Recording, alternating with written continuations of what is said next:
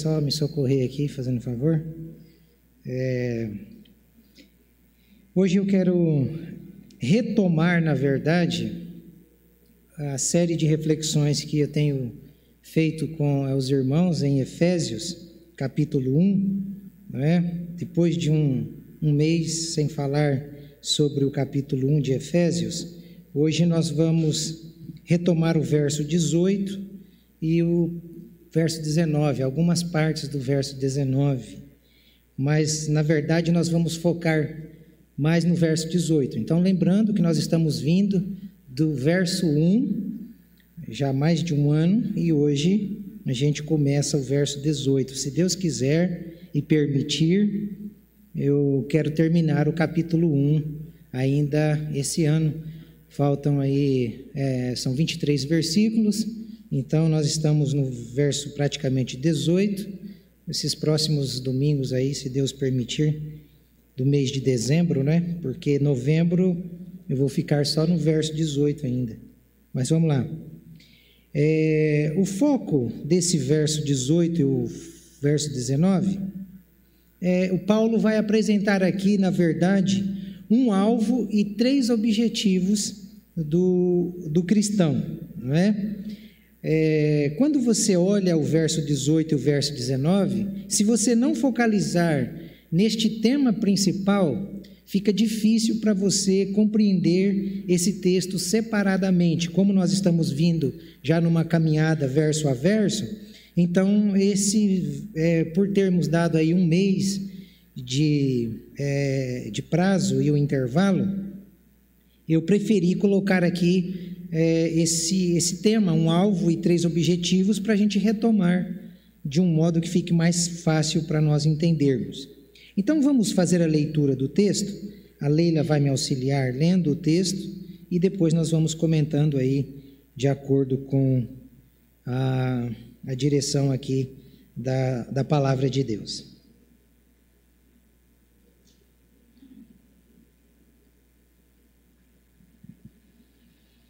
Peço ao Deus de nosso Senhor Jesus Cristo, o Pai da glória, que conceda a vocês espírito de sabedoria e de revelação no pleno conhecimento dele, tendo iluminado os olhos do vosso entendimento, para que saibais qual seja a esperança da sua vocação e quais as riquezas da glória da sua herança nos santos. Amém. Pai, nós te agradecemos nesse momento, pelo teu nome, que estamos aqui, e sem a tua presença, nós realmente não estaríamos aqui. Eu quero te louvar pela vida de Jesus que opera em nós. Muito obrigado, Senhor. Fala conosco nessa noite, abre o nosso entendimento, ilumina o nosso entendimento, para que possamos ter a percepção destas verdades contidas aqui. Em nome do seu Filho Jesus, é que nós oramos. Amém. Pois bem, aqui é bom nós gastarmos um tempinho e observarmos alguns detalhes que Paulo dá aqui. Então, as observações necessárias que o texto requer de nós, primeiro, é o método que Paulo usa. Como você percebe em todas as cartas paulinas, Paulo sempre ele vai fazer uma exposição do todo. E depois que ele faz essa exposição do todo, ele então vai, de modo muito categórico, explicar as partes. E nitidamente aqui nesse texto que nós acabamos de ler, nós vamos perceber o que é que Paulo está desejando para os leitores da carta aos Efésios, como aqueles também irmãos que eram da igreja de Éfeso. E Paulo vai deixar 3 coisas muito bem definidas que ele queria, que ele desejava para aquela igreja de Éfeso. E ele vai colocar cada coisa em particular através de uma palavra ou de 2 palavras. Ele usa 2 palavras para introduzir essas 3 coisas específicas que ele quer. Quais são essas duas palavras? Elas estão no texto, a gente passa muito desapercebido por elas e nós não as notamos, mas aí estão as três coisas que Paulo deseja e as duas palavras que ele vai usar: qual e quais. Então, qual a esperança da sua vocação? Quais as riquezas da glória da sua herança nos santos? E qual a grandeza de seu poder sobre nós que cremos? Então, por isso que é importante, ao lermos as Escrituras, a gente parar nas palavras que estão sendo repetidas e que estão dando uma introdução de algum assunto importante. Então, a gente percebe aqui o Paulo demonstrando que ele queria que aqueles irmãos compreendessem estas três coisas. Uma outra observação necessária é que Paulo deixa muito claro essa necessidade humana. Ele está vindo lá do verso 1, demonstrando a necessidade humana. Então, para aqueles que nos acompanharam durante toda essa caminhada, vai perceber que a maior necessidade humana, a gente nota aqui, é que Deus precisa intervir para que a gente conheça a riqueza da glória, que a gente conheça a grandeza do poder de Deus e que a gente conheça que existe para nós uma esperança, e a esperança dessa vocação. Então, essas três coisas nós só podemos enxergar, nós só podemos compreendê-las a partir da intervenção do Espírito Santo. Paulo está vindo lá do começo dizendo estas coisas. E a gente percebe aqui na leitura do texto que existe, na verdade, um contraste entre o homem espiritual e o homem natural. Por que esse contraste? Porque o homem natural não vai conseguir, de modo algum, enxergar a grandeza do poder de Deus. Ele por si só não vai ter em si essa convicção da herança da glória de Deus, e ele por si só não vai experimentar o poder de Deus agindo nele. Então, o homem natural, ele não consegue. Por que ele não consegue? Porque ele foi cegado pelo pecado. O pecado o deixou de tal modo, qual palavra que eu posso usar aqui? Incapacitado para compreender as coisas de Deus, as coisas espirituais e o plano de Deus. Por isso que às vezes você prega para alguém, fala para alguém e não entra na cabeça da pessoa e você diz, mas como? Está tão fácil. Por que essa pessoa não entende? Ela não entende porque as coisas de Deus são discernidas pelo Espírito Santo. Sem o Espírito, nós não conseguimos chegar às verdades do Evangelho. Diferentemente, vai acontecer com o homem espiritual. O homem espiritual, ele tem o seu entendimento iluminado pelo Espírito Santo. Por isso que, grande parte das vezes, você vai ouvir uma pessoa que nasceu de novo, dizendo assim, nossa, por que eu não entendi esse negócio antes? Por que eu não comecei a caminhar com Jesus antes?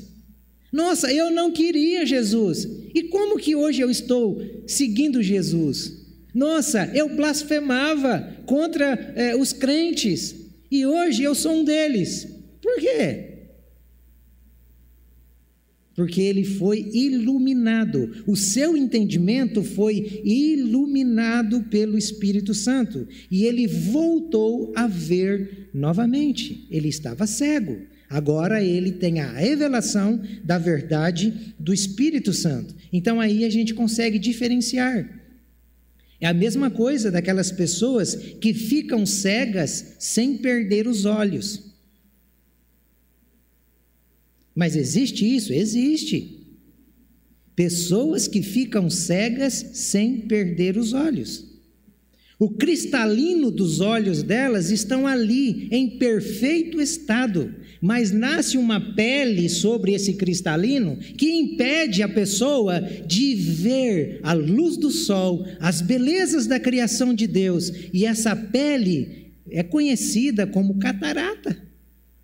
E a pessoa vai ali, faz uma cirurgia, tira essa pele e ela volta a ver. O pecado é como essa catarata, que cobre a luz do entendimento das coisas de Deus. O pecado é como essa catarata, que nos impede de ver, mesmo tendo olhos. Por isso que Jesus dizia, eles têm olhos, mas não veem, têm ouvidos, mas não ouvem. Então, o que precisa acontecer? Precisa acontecer uma intervenção cirúrgica para que possamos voltar a ver. E quem é que faz essa cirurgia? Não é o oftalmologista, é o Espírito Santo de Deus. Se ele não fizer esta cirurgia, nós continuaremos cegos. Por isso que o plano de Deus começa em Deus e acaba em Deus. Não há participação humana. A participação nossa no plano de Deus é é entregar os nossos olhos cegos, dizendo: opera, Senhor, faça a cirurgia necessária, Senhor, ilumina, Senhor, os nossos olhos para que a gente possa ver. Por isso que a maior necessidade nossa enquanto cristãos é orarmos pedindo: Senhor, ilumina os nossos olhos, abre o nosso entendimento, Senhor. E é o que Paulo está fazendo na carta. Por isso que ele está orando pelos crentes deste modo, desejando que os olhos daqueles irmãos de Éfeso fossem iluminados. Eles já eram crentes, eles já tinham nascido de novo, eles já estavam selados, justificados pelo Espírito. E Paulo orando por eles, para que os olhos fossem abertos. Você tem pedido isso ao Senhor? Ou você tem orado pedindo coisas materiais a Deus? Se tem uma oração que Deus responde, é essa: abre os nossos olhos, Senhor. Nós queremos ver de modo que seja para glorificar o seu nome, que seja para contemplar a beleza da sua criação, a beleza da sua santidade, a beleza da sua pessoa. Então, essa é a maior necessidade humana, e Paulo está apresentando aqui, usando estas palavras, não é? Uma outra necessidade que a gente percebe aqui, na verdade, dentro dessas observações, não é uma necessidade, mas é o desejo exclusivo de Paulo. É engraçado, ele começa apresentando a sua ideia através de um método totalmente articulado, partindo do todo para as partes. Depois ele apresenta a maior necessidade humana, e depois ele coloca aqui os seus desejos, e o desejo dele é esse. Ele deixa claro que os olhos dos efésios fossem abertos, iluminados, e que os olhos de todos aqueles que lessem as Escrituras também fossem abertos e iluminados. Na Bíblia, muitas vezes, a gente vai perceber que coração e o entendimento, eles são idênticos, parece que a mesma coisa. Por quê? Porque o coração não significa somente o centro das emoções, mas a partir do coração, a gente percebe que a nossa personalidade totalmente ela é desenvolvida. Os nossos movimentos, eles acontecem a partir dos desejos do nosso coração. Por isso que Jesus deixou sempre claro: onde estiver o seu coração, aí está o seu tesouro. Então, você pode ver, quando a gente deseja algo no coração, a gente se movimenta, a gente faz alguns esforços para ir em direção àquilo. Então, aqui, o que é que Paulo está querendo dizer ou está desejando na oração, é que nós não viéssemos a conhecer a Deus apenas no emocional. Tem gente que conhece Deus só no emocional. Se ele for no culto e ele não chorar, Deus não estava ali, Deus não falou com ele, Deus não tocou nele. Outros só conhecem Deus intelectualmente. Então, o que é que Paulo está desejando? Paulo está desejando que nós conhecêssemos Deus na totalidade do nosso ser. E isso é maturidade. E isso é um entendimento iluminado. Deus toca nas nossas emoções? Toca. É necessário. É necessário em alguns momentos a gente sentir Deus, a gente sente mesmo em alguns momentos. Está tão difícil que você percebe, nossa, se não fosse Deus ter me conduzido aqui, eu não teria conseguido chegar até aqui. Outras vezes, nós vamos ser conduzidos achando que Deus tinha nos abandonado e no final das contas nós vamos perceber que era Ele quem estava nos carregando em seus braços. Agora, isso não nos impede de buscarmos conhecer Deus através das Escrituras. Por isso que o nosso entendimento precisa ser aberto. Sabe aqueles textos que às vezes a gente lê e fala, não estou entendendo isso aqui? Então, a gente precisa pedir direção de Deus, orar, buscar livros, e isso é um exercício do intelecto. E é engraçado que ele está escrevendo lembrem-se, para uma igreja que em sua maioria eram escravos. Não era uma igreja de nobreza, uma igreja de cultura, era uma igreja de escravos. E ele está incentivando estes escravos a buscar esse conhecimento. Você tem buscado isso? Precisa. Nós precisamos buscar. Porque se nós não buscarmos, não há sentido. O desejo de Paulo em relação a nós não está sendo cumprido. Então, Paulo vai expressar aqui, na verdade, 3 desejos. E ele vai usar algumas formas. A primeira forma que ele vai usar é essa. Conhecimento é progressivo. Então, o que ele quer dizer com isso? Ele quer dizer que o conhecimento do cristão, da pessoa de Deus, ele vai acontecendo diariamente, cotidianamente. Ninguém chega na igreja sabendo tudo. Lembrem-se, nós quando nascemos de novo, nos tornamos o quê? Uma criança espiritual. Você já viu uma criança nascer falando, nascer fazendo o que um adulto faz? Não, ela foi crescendo, aprendendo. Por isso é inadmissível um cristão achar que ele sabe tudo. É inadmissível.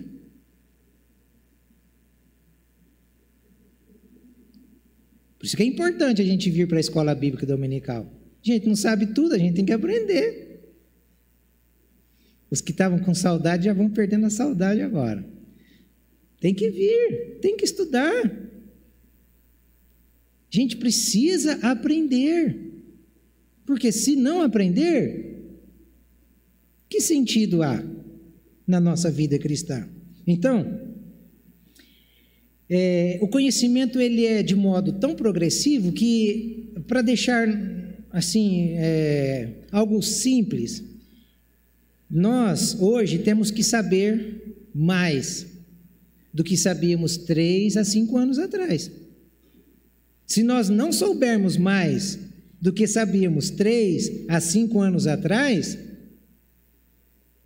significa que nós estamos raquíticos. Imagine aquelas criancinhas lá da África. Só está pele e osso. Espiritualmente, se Deus passasse um raio-x aqui, como será que estaria o nosso corpito lá? Talvez por fora nós estamos inchados, abarrotados. Mas espiritualmente, está vivendo de migalhas. Tendo tudo em nossas mãos, e isso é que é o pior ainda, tendo Bíblia nas nossas mãos, tendo preciosos irmãos que se dedicam ao máximo para estudar e compartilhar os textos conosco, mas a gente prefere ficar raquíticos, com fome.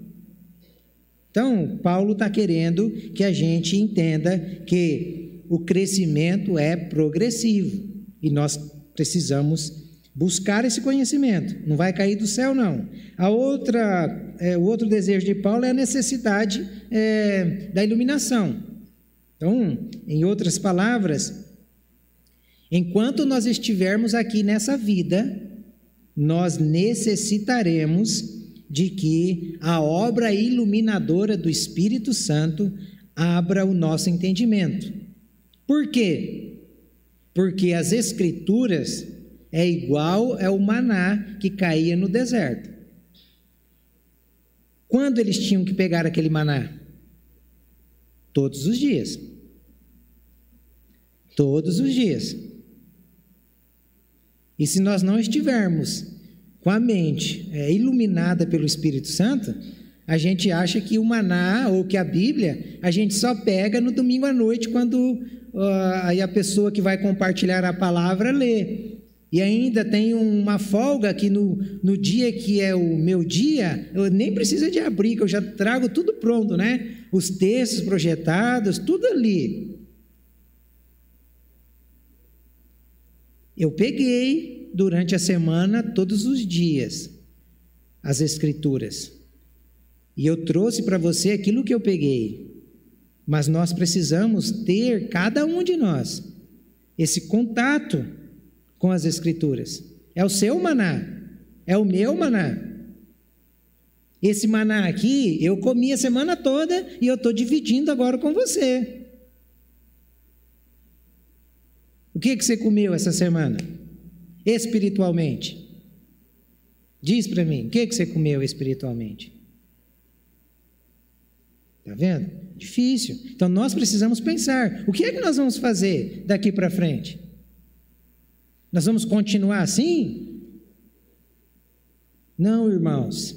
Paulo está dizendo, Deus abençoe os irmãos de Éfeso, para que eles tenham o entendimento aberto, que eles percebam a necessidade da iluminação e do compromisso que eles precisam ter. Essa oração de Paulo aos Efésios serve para mim, serve para você ao ler as Escrituras. A outra coisa que a gente percebe é o dever de rogar por entendimento sempre. Por quê? Porque nós não chegamos ao ponto que deveríamos chegar.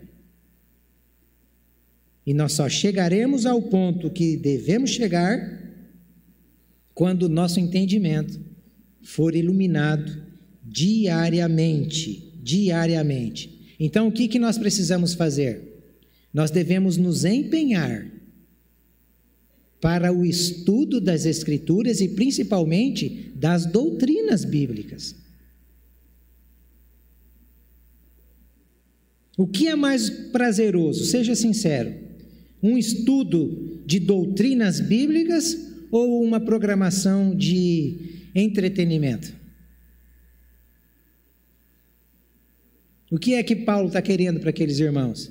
Irmãos, se juntem aí os irmãos, as irmãs, o pessoal aí, e vão fazer festinha, e vão fazer isso, vão fazer aquilo. Não é que isso não é para ter, isso é para ter. Tudo tem o seu lugar. Mas isso não pode sobrepor. Isso não pode estar acima da prioridade minha e sua em conhecer as Escrituras. Nós precisamos abandonar esse desejo de entretenimento. As igrejas e as comunidades que promovem esses entretenimentos, elas crescem em número. Mas a maturidade cristã é lastimável. Por que a gente vê um evangelho hoje tão deturpado dessa forma? Tão distorcido? Por quê? Porque quem está na frente, que deveria conduzir o povo... Ontem à noite nós fizemos um culto de leitura bíblica aqui com os jovens, e a gente percebe, né, assim, como que... Eu nunca tinha participado de um culto de leitura bíblica, e ontem foi tão interessante, porque nós só fizemos uma roda e começamos a ler a Bíblia, e cada um tirava um pouco do texto que era lido, e como que um vai edificando o outro. Mas precisava ler. E o entendimento é aberto ali, porque um percebe uma coisa, outro percebe outra, e todos vão crescendo. Agora, individualmente, eu e você precisamos do nosso maná, certo, irmãos? Então, esta na verdade, é o contexto, este aqui é o contexto deste verso 18 e verso 19. Agora, em si, vamos então começar analisando o primeiro termo, e eu vou ficar só nesse termo hoje, pode ficar tranquilo. No próximo domingo a gente continua no segundo termo. Então, o primeiro termo a ser analisado vai revelar o quê? Vai revelar o primeiro objetivo cristão. Qual é o primeiro objetivo cristão? É a esperança de sua vocação. O que é essa esperança de vocação? Paulo deixa isso no verso 18, aí em aberto. Para quem lê o verso 18 apenas, não vai compreender o que é essa esperança de sua vocação.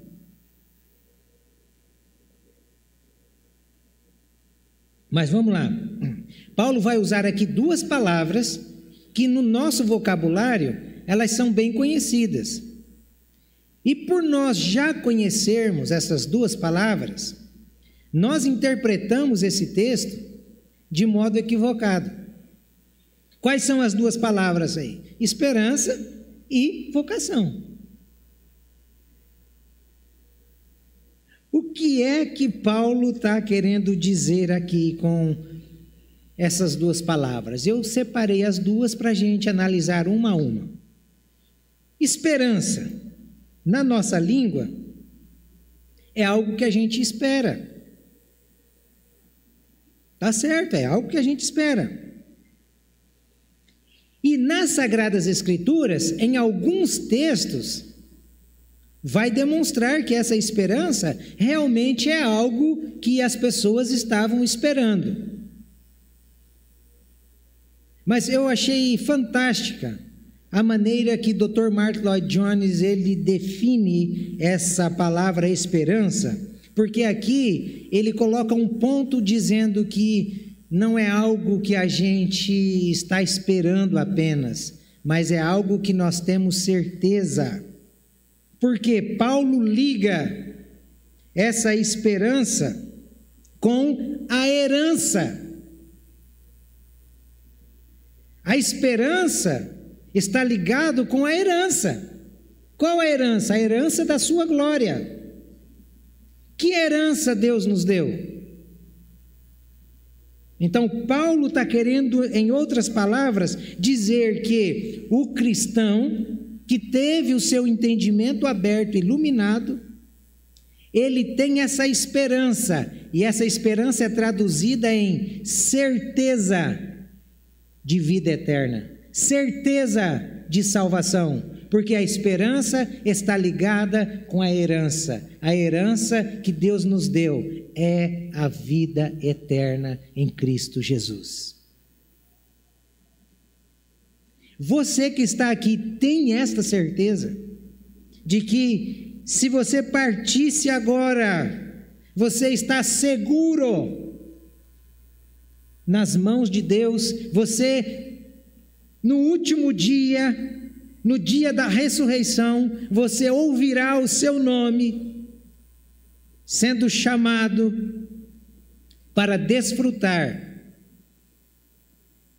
em sua totalidade do reino de gozo, de paz, de tranquilidade e de eternidade. Só um cristão que tem o seu entendimento iluminado tem esta convicção.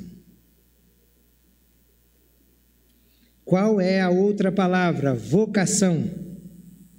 Vocação, Paulo não está usando esta palavra aqui para falar de um aspecto profissional, porque vocação, a gente entende na nossa língua que é algo relacionado ao mercado de trabalho, é algo que está ligado ao profissionalismo secular, a você perceber a necessidade do mercado e colocar o seu filho para se preparar de tal modo que ele atenda a essa necessidade e ele seja bem remunerado.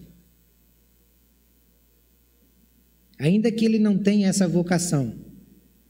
Mas aqui Paulo não está usando essa palavra vocação para falar em algo nesse sentido. Vocação aqui está relacionado ao ensino acertado dos apóstolos. Então, o que é que Paulo está querendo dizer? Que a vocação está ligada ao chamado de Deus. Deus nos chamou, Deus nos vocacionou. Vocacionou a quê, irmãos? A sermos como Jesus Cristo é, porque Cristo está sendo formado em nós. Esta é a vocação. Que coisa maravilhosa!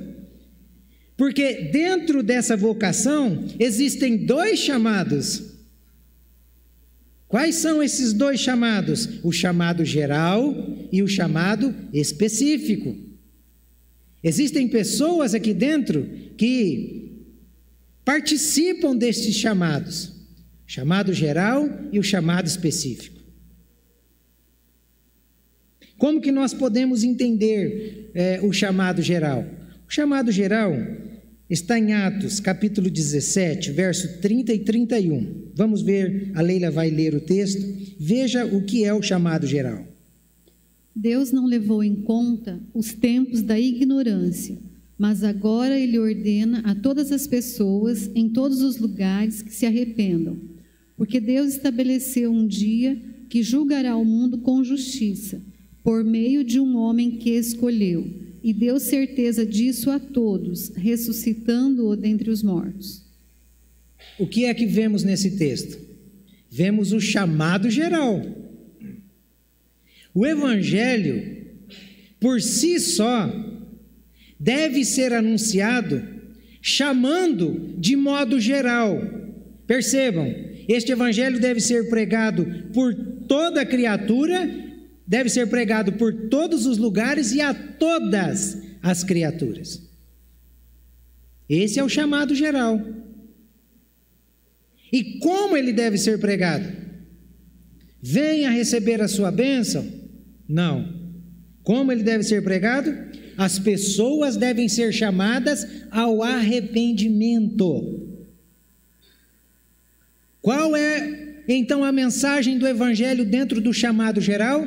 Arrependam-se e se convertam. Por quê?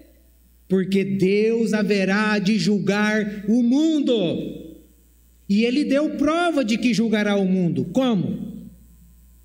Enviando o seu Filho Jesus Cristo, que morreu, mas ao terceiro dia ressuscitou, subiu aos céus, está sentado à direita do Pai Todo-Poderoso e há de vir para julgar vivos e mortos.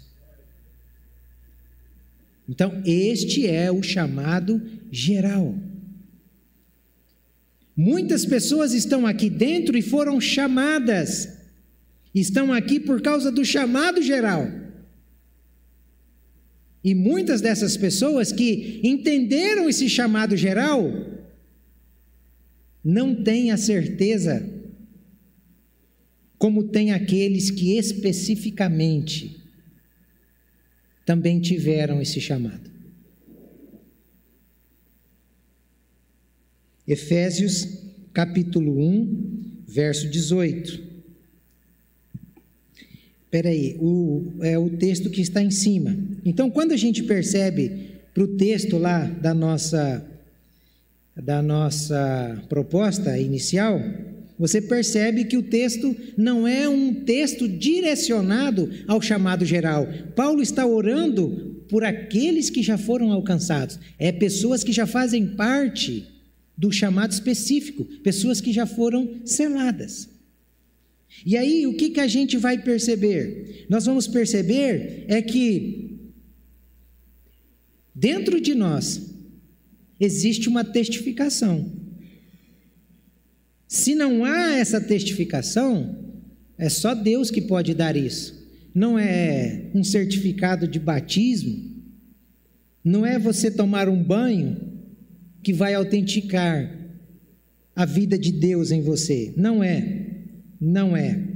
Então, irmãos, por mais que a gente não queira de modo algum aceitar, existe dentro das Escrituras esse chamado particular, esse chamado específico, esse chamado especial, e esses que são chamados desse modo, eles percebem a eficácia do poder, eles percebem uma graça que é irresistível e eles percebem, eles experimentam, e as pessoas que estão à volta notam e percebem uma transformação.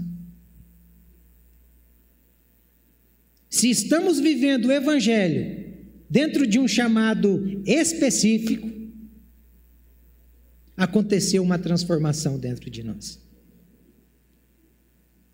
Diferentemente daqueles que apenas foram chamados de modo geral. A igreja é o melhor lugar para estar. Essa é a ideia. O que é a igreja que é o melhor lugar para estar? É esse lugar aqui?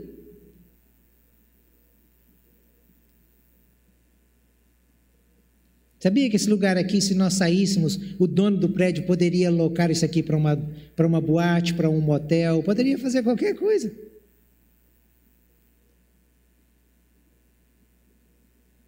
Então, é essa concepção que a gente tem que mudar. E isso só o Evangelho e o Espírito Santo pode mudar. Então, quem corresponde ao Evangelho por um chamado geral, ele vai até conhecer algumas coisas do Evangelho, ele vai responder algumas questões bíblicas, ele vai até fazer alguns questionamentos acerca do Evangelho, mas ele vai continuar vivendo de que modo? Do mesmo modo que ele vivia, escravo do pecado, morto espiritualmente, cego. Ele não consegue ter uma transformação. Ele continua com os mesmos costumes que ele tinha antes. E a principal prova é que ele não tem a certeza da salvação.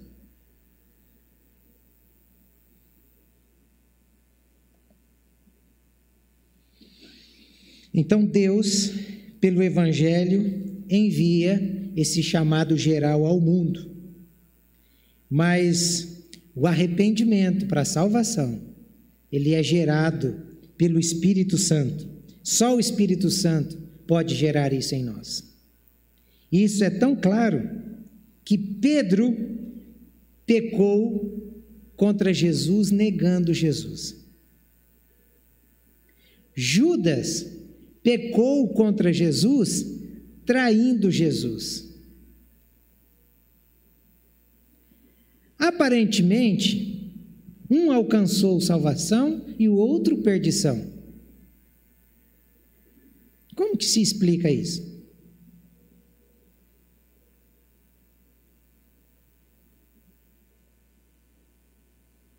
Aí, quando a gente olha para esse texto, a gente percebe muito claro alguns detalhes. Pode ler, Leila.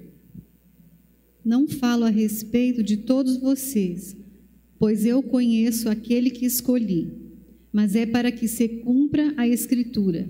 Aquele que come do meu pão levantou contra mim o seu calcanhar. Quando eu estava com eles, guardava-os no teu nome, que me deste.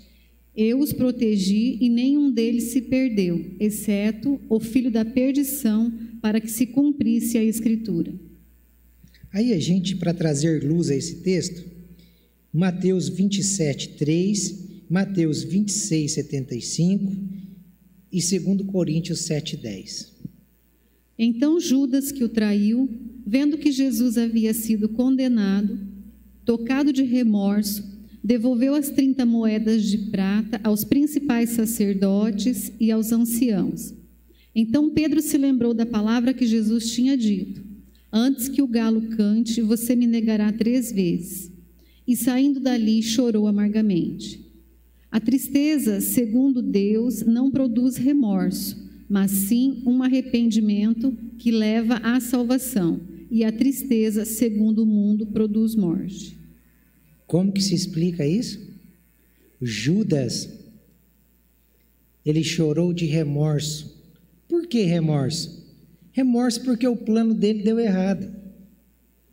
Remorso é algo que o homem produz.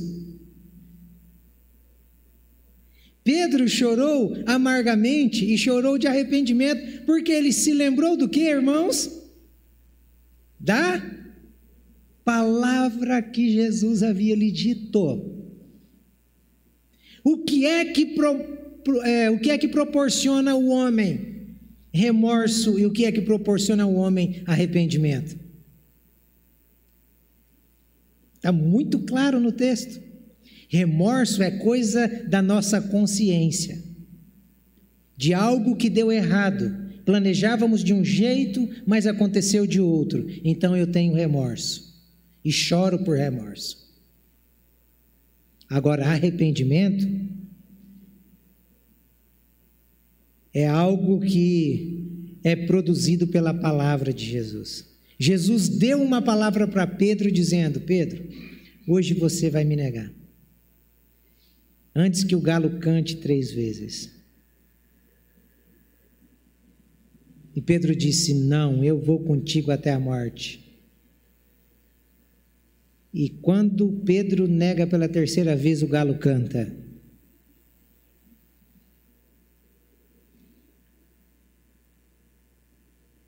Pedro, irmãos, tinha pânico de galo. Eu acho que Pedro teve que fazer uma cura interior para tirar o som do galo da cabeça. Porque na hora que um galo cantava para Pedro era um problema muito sério.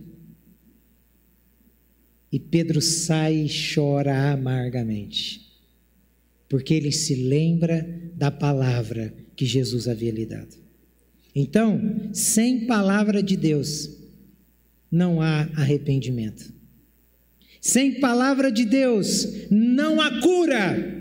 Por isso que o chamado geral, ele tem que ser através da palavra de Deus. Se arrependam do jeito que estão vivendo, não vivam desse modo. Por quê? Porque Deus vai julgar. Essa é a diferença. Essa é a diferença. E a Bíblia, ela é muito clara quando ela se refere ao chamado específico de Deus. Olha esse texto de Romanos, capítulo 8, verso 28 a 31.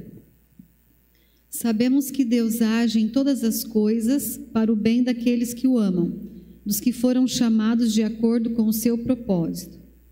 Pois aqueles que de antemão conheceu, também os predestinou para serem conformes à imagem de seu Filho, a fim de que ele seja o primogênito entre muitos irmãos. E aos que predestinou, também chamou. Aos que chamou, também justificou. Aos que justificou, também glorificou. Que diremos, pois, diante dessas coisas? Se Deus é por nós, quem será contra nós? Perceberam? O chamado específico de Deus, ele é completo, irmão. Quando Deus nos chama, Ele coloca em nós a justificação, Ele coloca o selo, Ele coloca a glorificação. É diferente. Aí você olha para a pessoa e diz: nossa, mas essa pessoa é diferente. Claro que é diferente. Ela é diferente. Por quê? Porque ela foi comprada, ela foi selada, ela hoje tem paz, antes não tinha, vivia perturbada, agora dorme em paz, agora tem a certeza de que se fechar os olhos aqui, no último dia, o dia da ressurreição, ela abrirá para ver o seu Senhor. Isso é fantástico. Efésios capítulo 1, verso 18, não se aplica ao homem do mundo a oração que o Paulo está fazendo. Por isso que Paulo está orando pelos irmãos que foram chamados especificamente, dizendo: Deus, abre o entendimento deles, para que eles notem o que é que o Senhor fez para eles e o que é que eles são em ti, e o que é que eles têm em ti. Por isso que eu estou dizendo, insistindo com você que está aqui nessa noite, se você nasceu de novo, você é um filho de Deus, você não tem mais pecado que te tire do céu, porque o seu pecado foi cravado na cruz do Calvário. Mas isso não lhe dá o direito de viver no pecado. Por quê? Porque aqueles que foram chamados, justificados, foram também selados e transformados pelo Evangelho. Nós precisamos saber disso, irmãos.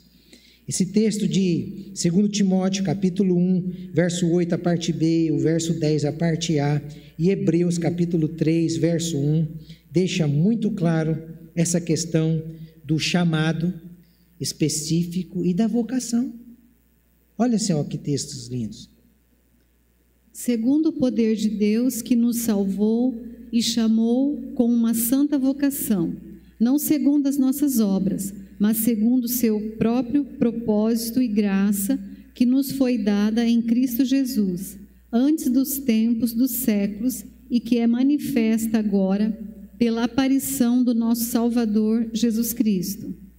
Pelo que, irmãos, participantes da vocação celestial, considerai a Jesus Cristo, apóstolo e sumo sacerdote. Que coisa fantástica! Nós fomos salvos pelas nossas boas obras? O texto diz que não. Nós fomos salvos pelo quê? Pelo poder de Deus que atuou em nós, irmãos. Então, diante da salvação, como que temos que reagir? Com tamanha gratidão, com o sentimento de que eu não merecia isso. Muito obrigado, Senhor. Com esse sentimento, nós vamos viver uma vida de pecado? Não tem como. Por que não tem como? Porque a gente se sente indigno. Nós somos constrangidos de tal modo pelo Espírito Santo de Deus, que a gente olha para o pecado e a gente vai dizer: Senhor, eu vivi ali, o Senhor me tirou dali, não me deixe voltar mais ali.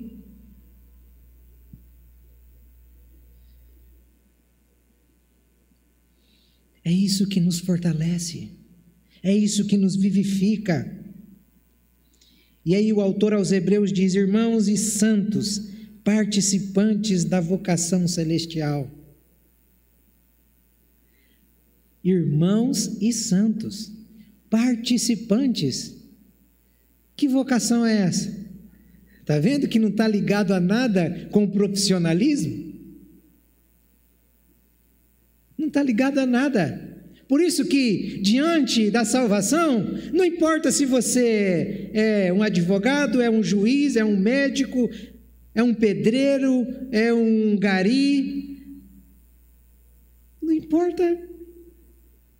Diante de Deus, nós somos todos iguais, fazemos parte da mesma família e existe no nosso meio, só um que é rei e que é digno de ser glorificado e exaltado, e esse é o Cordeiro de Deus, que tirou o pecado daqueles que estão à sua volta, daqueles que foram chamados especificamente por Ele.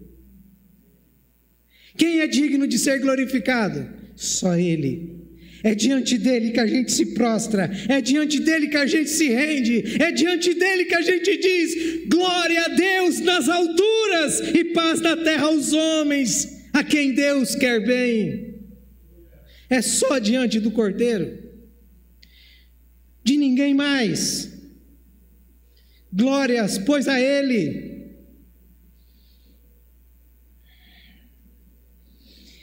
Não é só um desejo de Paulo que tenhamos a esperança da nossa vocação, ou a certeza da salvação, em outras palavras, mas também de Pedro. Por isso que a vocação está ligada à doutrina dos apóstolos.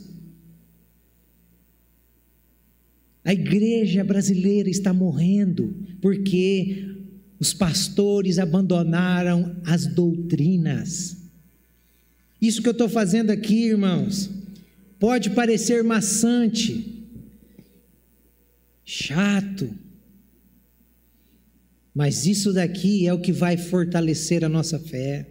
Isso aqui é que vai dar a identidade de quem nós somos, o que nós temos garantido, porque é que nós estamos aqui nessa terra, diante do sofrimento, do caos. Nós temos a convicção de que Ele é o nosso Senhor, de que Ele é o nosso Redentor, de que Ele vive, de que Ele não abandona aqueles que Ele chamou.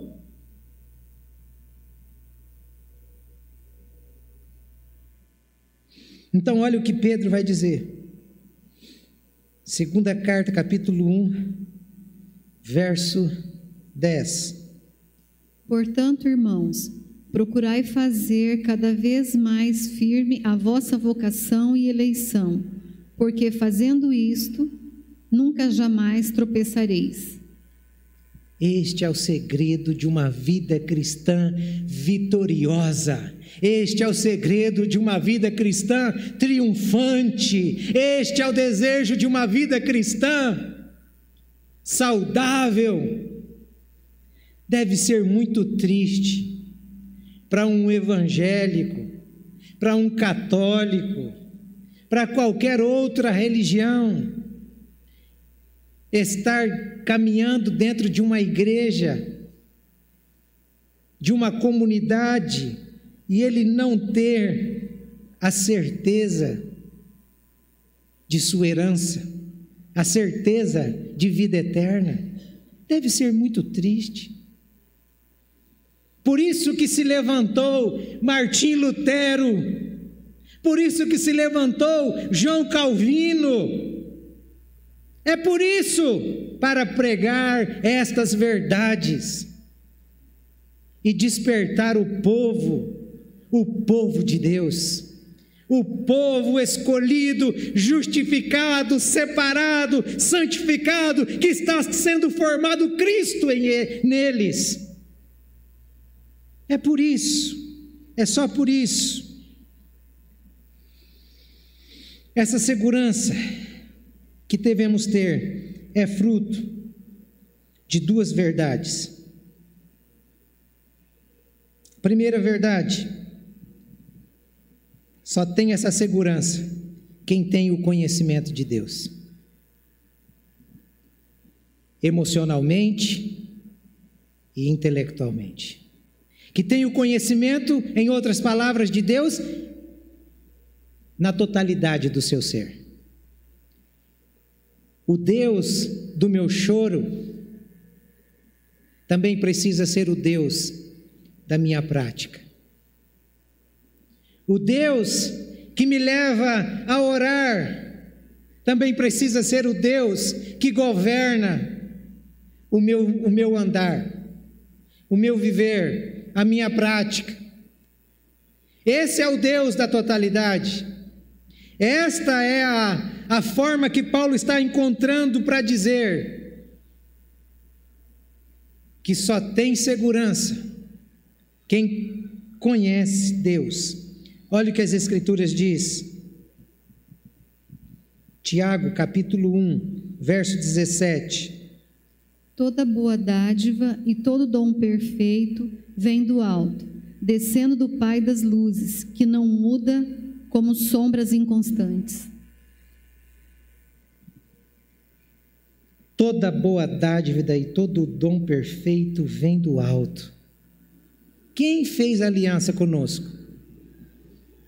Essa verdade nunca pode fugir da sua mente e da minha mente. Quem que fez aliança comigo? Deus. Não fui eu que fiz aliança com Deus. Foi Deus que fez aliança comigo. E a aliança que Deus fez comigo, ela muda? Não muda, porque o Deus que fez a aliança, Ele é imutável.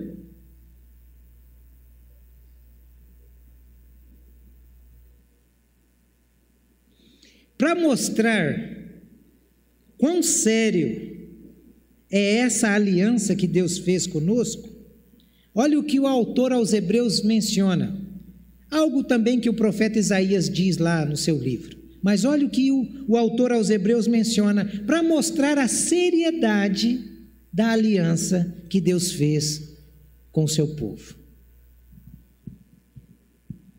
Quando Deus fez a sua promessa a Abraão, por não haver ninguém superior por quem jurar, jurou por si mesmo, dizendo: esteja certo de que o abençoarei e farei numerosos os seus descendentes. Os homens juram por alguém superior a si mesmos, e o juramento confirma o que foi dito, pondo fim a toda discussão. Querendo mostrar de forma bem clara a natureza imutável de seu propósito para com os herdeiros da promessa, Deus o confirmou com juramento, para que por meio de duas coisas imutáveis, nas quais é impossível que Deus minta, sejamos firmemente encorajados, nós que nos refugiamos nele, para tomar posse da esperança a nós proposta. Que coisa fantástica, irmãos. Eu, quando era pequeno, lendo esse texto, eu me lembro quando era pequeno. Eu queria reforçar uma verdade para alguém, para minha mãe, para o meu pai, para um amigo. E eu queria dizer que aquilo era verdade. E a pessoa às vezes, eu duvido. Eu dizia, eu juro. E eu juro por Deus. Para confirmar aquilo. Deus, irmãos, sabendo da nossa fraqueza, sabendo da nossa necessidade, da nossa carência, da nossa falibilidade, da nossa insuficiência, Ele mesmo jura por si só. Pensou Deus jurando por si, para dizer, olha, eu juro por mim mesmo, porque não tinha outro para jurar. Ele não podia olhar para cima e dizer, eu juro por Deus, que não existe outro Deus fora dele. Então ele jura por si para dizer a mim e a você que tudo o que ele falou é verdade. Nós temos mesmo, nós somos mesmo, nós iremos mesmo.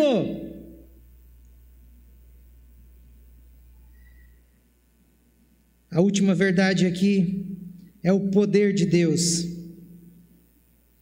João 10, 28 e 29. Eu lhes dou a vida eterna, e elas jamais perecerão. Ninguém as poderá arrancar da minha alma. Meu Pai, que as deu para mim, é maior do que todos. Ninguém pode arrancar da mão de meu Pai.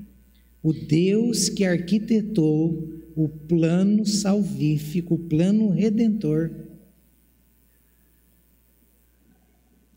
é o detentor da fonte de todo poder. Não existe poder fora de Deus. Não existe poder fora de Deus. Ele é a fonte. Agindo Ele, quem é que pode impedir? É o que vai dizer o profeta Isaías 43, 13. Desde os dias mais antigos eu o sou. Não há quem possa livrar alguém de minha mão. Agindo eu, quem o pode desfazer? Irmão, foi Deus que veio até você. Foi Deus que veio até mim. Ele nos chamou, colocou em nós o seu selo, o seu espírito, para no último dia nós podermos desfrutar do amor, da paz, da alegria, de tudo o que há de bom e eterno. Então, o que cabe a nós é termos essas convicções dentro de nós. Romanos 8:31. Se Deus é por nós, quem será contra nós? Se Deus é por você, quem será contra você? Filipenses capítulo 1, verso 6. Aquele que começou a boa obra em vós é fiel e justo para concretizá-la até o dia de Cristo Jesus. Nós vivemos num país de muitas obras públicas paradas, por má administração, por corrupção, por mentiras, por fraudes. Mas o nosso Deus não é fraudulento, o nosso Deus não é mentiroso. E quando ele quis afirmar que não era mentiroso, ele disse que ele não é homem para que minta, porque o homem é mentiroso, e nem filho de homem para se arrepender, para voltar atrás. Então, é inconcebível. Você não pode desanimar-se. Levante a sua cabeça, porque se Deus realmente começou a obra em você, Ele vai concretizar. E se Ele ainda não começou, clame por Ele, porque Ele mesmo também disse que Ele não despreza um coração quebrantado e contrito. Que Ele tenha misericórdia das nossas vidas, que Ele coloque dentro de nós, vivo, mas tão vivo como nós estamos, esse chamado e essa vocação. Vocação para andarmos segundo a doutrina dos apóstolos, e chamado com essa esperança, com esta certeza de que iremos descansar. Um dia nós iremos descansar. E iremos descansar na nossa casa eterna. Que Deus abençoe essa palavra ao seu coração. E eu quero terminar orando e cantando. E depois lembrem-se que as mulheres virão aqui para uma breve reunião. Vamos orar? Vamos nos colocar em pé.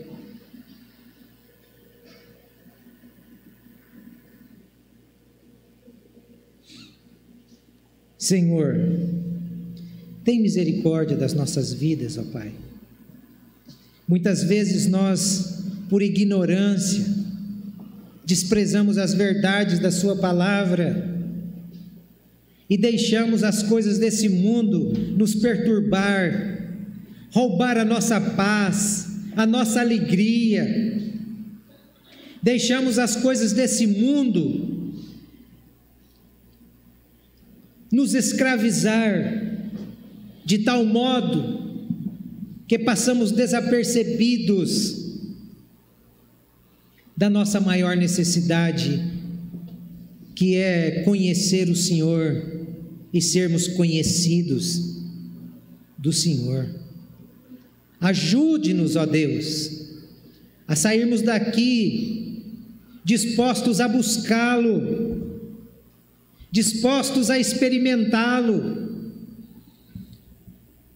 Coloca esse desejo dentro do coração dos meus irmãos, no meu, que possamos ser uma comunidade viva, vibrante, atuante, madura e convicta. Abençoe aqueles que estão fracos na fé.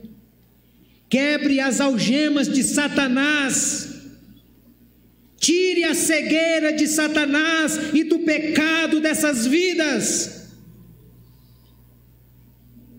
Que nessa noite a visão espiritual possa acontecer nesse coração.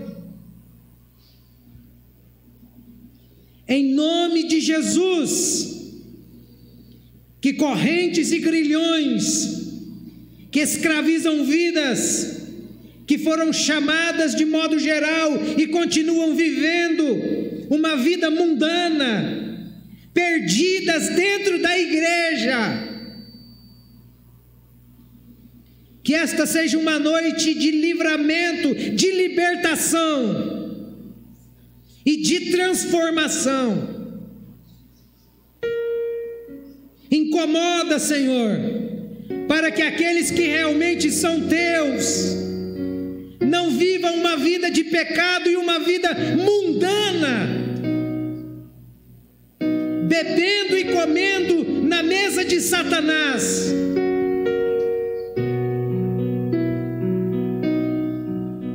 E no meio do teu povo dizendo glória a Deus.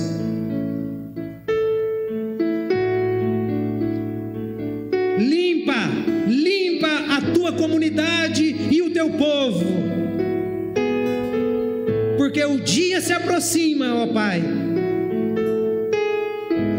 em que o Senhor haverá de separar o joio do trigo, os bodes das ovelhas. Tenha misericórdia, Senhor, das ovelhas que estão andando com bodes, e estão se comportando como bodes, mas são ovelhas. Que esta seja uma noite em que a roupagem de bode caia e que renasça uma ovelha para ser formada a Cristo nela. É esse o desejo, e esta é a oração que te faço em nome de Jesus. Amém.